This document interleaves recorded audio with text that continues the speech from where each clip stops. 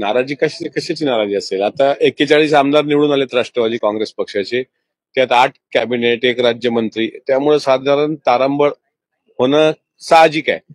मला वाटत नाही कुठली नाराजी असेल. आणि तुमच्याच माध्यमातून असं कळतंय की भुजबळ साहेब मंत्रिमंडळात नसल्यामुळे काही ओबीसी बांधव नाराज झाल्याचं चित्र आज दिसलं.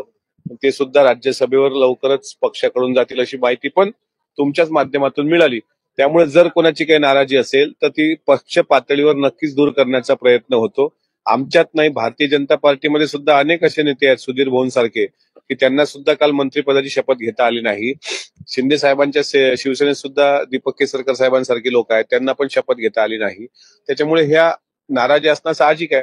आणि आता जानेवारी फेब्रुवारी महिन्यामध्ये महामंडळ वगैरे सर्व तिन्ही पक्ष एकत्र येऊन त्याबद्दल त्यांची जे काही नाराज आहेत, जे राजीनामा द्यायच्या तयारीत आहेत, त्यांची बोलवण त्यावर केलं जाईल असं वाटतं. आणि तिन्ही पक्ष एकत्र राहून हे सरकार पुढे 5 वर्ष टिकणारं सरकार स्थापन केलं. त्यामुळे आता मला असं वाटतं ह्या नाराजीपेक्षा विदर्भातील शेतकऱ्यांच्या